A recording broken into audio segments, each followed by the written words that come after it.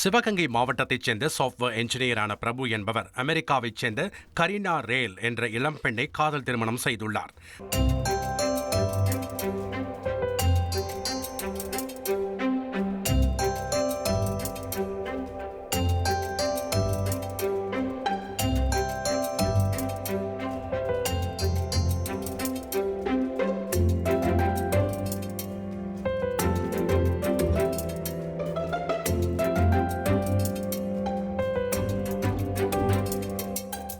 கலை, இலக்கியம் ஆகியவற்றில் ஆர்வம் கொண்ட பிரபு கடந்த 2014ஆம் ஆண்டு வேலைக்காக அமெரிக்காவிற்கு சென்ற நிலையில் அங்குள்ள ஒரு எழுத்து பட்டறையில் மேற்கத்திய நடனத்தில் சிறந்து விளங்கிய கரீனா ரேலை சந்தித்துள்ளார்.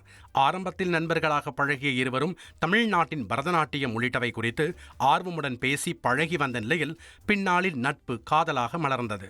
இந்த நிலையில் 5 ஆண்டுகள் இருவரும் காதலித்து வந்தனர். இதைத் தொடர்ந்து இருவருக்கும் பெற்றோர் சம்மதத்துடன் திருப்பத்தூர் அருகே கீழையப்பட்டி கிராமத்தில் மிக பிரம்மாண்டமான முறையில் திருமணம் நடந்தது. திருப்பரங்குன்றம் கோயில் கும்பாபிஷேகம் நடைபெற உள்ள நிலையில் தமிழில் கும்பாபிஷேகம் நடத்த வேண்டும் என கோரிக்கை வைத்து கோயில் நோக்கி வந்த 2 தமிழ் ஓதுவார் அமைப்பைச் சேர்ந்தவர்களால் அங்கு சிறிது நேரம் பரபரப்பு ஏற்பட்டது.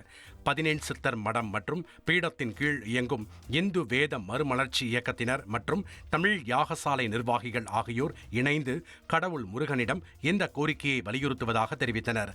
சரவண பொய்கையில் இருந்து புனித நீர் எடுத்து தமிழில் மந்திரங்கள் முழங்க கையில் அக்னிச்சட்டி எடுத்து கோயிலை நோக்கி வந்த அவர்களை காவல்துறையினர் தடுத்து நிறுத்தினர். கொடைக்கானலில் விடுமுறை காரணமாக சுற்றுலா பயணிகளின் கூட்டம் அலைமோதியது. பல்வேறு மாவட்டங்கள் மற்றும் மாநிலங்களில் இருந்து சுற்றுலா பயணிகள் அதிக எண்ணிக்கையில் வருகை தந்தனர். குறிப்பாக கொடைக்கானலின் நுழைவு வாயிலில் உள்ள வெள்ளி நீர்வீழ்ச்சியை ஏராளமானோர் கண்டு ரசித்தனர்.